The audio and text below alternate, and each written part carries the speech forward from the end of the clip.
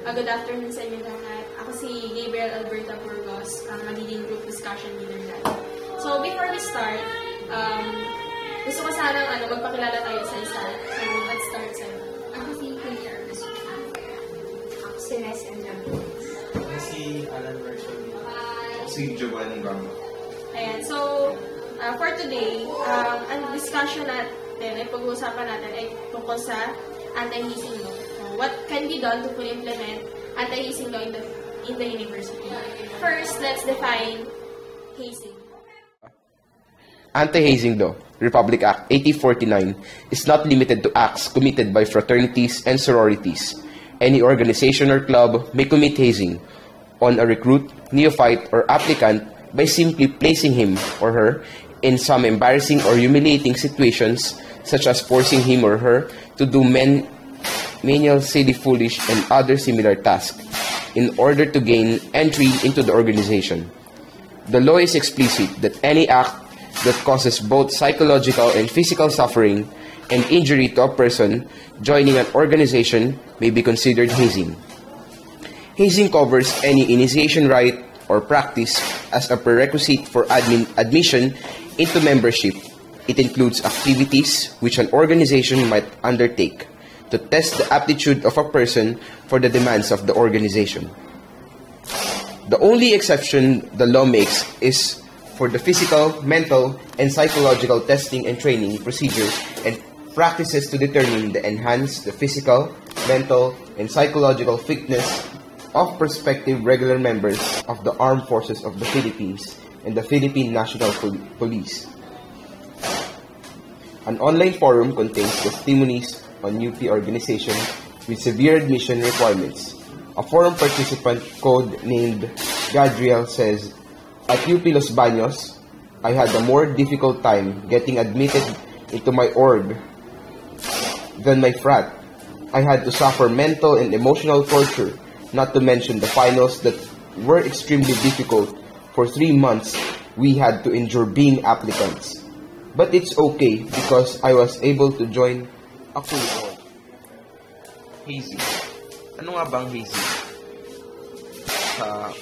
Sa aking tingin, ang hazing ay isang act o yung ginagawa ng mga organization sa kanilang mga neophytes o sa mga bagong members para makita kung pasok talaga sila doon sa organization o kaya nila yung test na organization. At meron din akong tingin na siguro para astig lang, ganun. Next naman, what is anti-hazing law?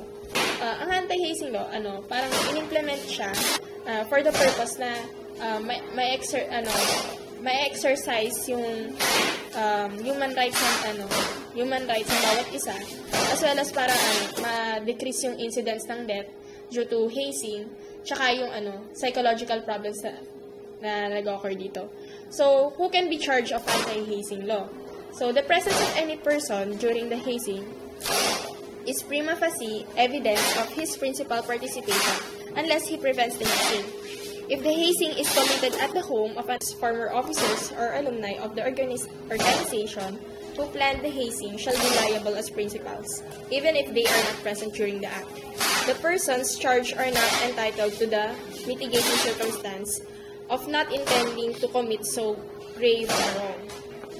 If it is proven that the owner of the place was aware of the hazing being conducted and failed to take any action to prevent it, he or she is liable as an accomplice. School authorities, including faculty members who consent to or who are aware of the hazing but fail to take any action to prevent it, are also considered accomplices. What usually happens in hazing? Well, hazing can be done in many ways. One way is what we call spanking, or simply put, is beating up the new applicant. This can be done in the form of paddling among the group, or sometimes by the victim assuming the position instead by simply bending over forward. The hazing could also be humiliated by being hosed or by sprinkled by buckets or hoses of water.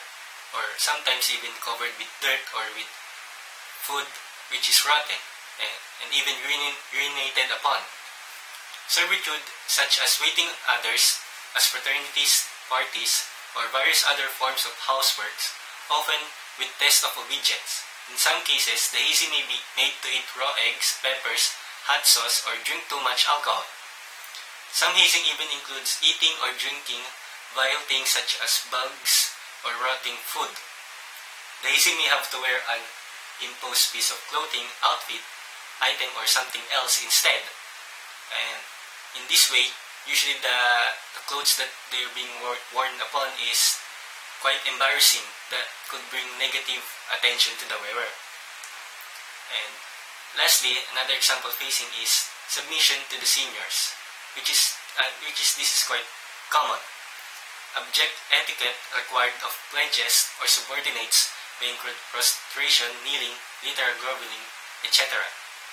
Technically, hazing sometimes be a physical process or a mental process. It can be either good or bad, depending on how the group wants to test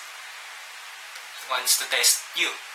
And hazing is done to make sure that you are worthy enough to join this group and to secure your spot and proving that you are indeed one of them. After knowing yung hazing, tsaka anti-hazing law, susunod naman natin i-discuss what is the nature of the problem. So what are the instances by which the law should be implemented in the organization or institution? Actually, sa tingin ko, kahit kailan naman, hindi natin mapapredict kung kailan dapat ang anti-hazing law mag-implement. Kasi anytime, anywhere, pwedeng mangyari yung hazing. Kahit sino pwedeng maka-experience ng kahit anong mental torture or physical harm. Yun yung dapat nating i-monitor talaga. At yun yung problema natin. Sa tingin ko ha.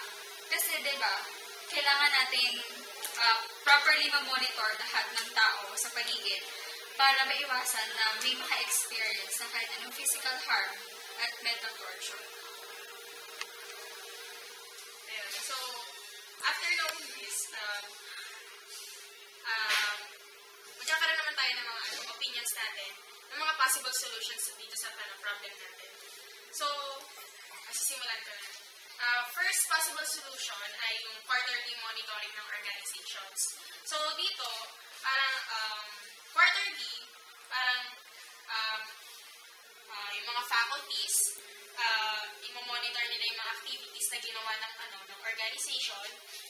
Pwede silang, kasi diba, bawat activities naman ng organization ay either inaaprobahan muna ng advisor or ng university bago nila ito ma-implement.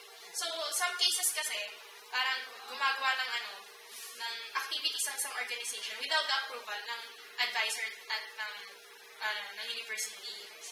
So, with this, parang ang advantage nito, pwede nating ma-ensure na yung anti-hazing law ay nako-comply talaga ng bawat organization. Tapos, nasisigurado din natin na yung mga activities nila ay nagre-respeto pa rin sa bawat isang members at tsaka sa mga future applicants nila. So, one disadvantage naman ito ay very tedious siya, nakakapagod, tsaka time-consuming siya. So, may tendency din na tamarin yung mga kung sino man yung mga in charge na mag-monitor dito at pwede na lang din nilang pikein yung yung na-monitor nila. Tingin ko naman, yung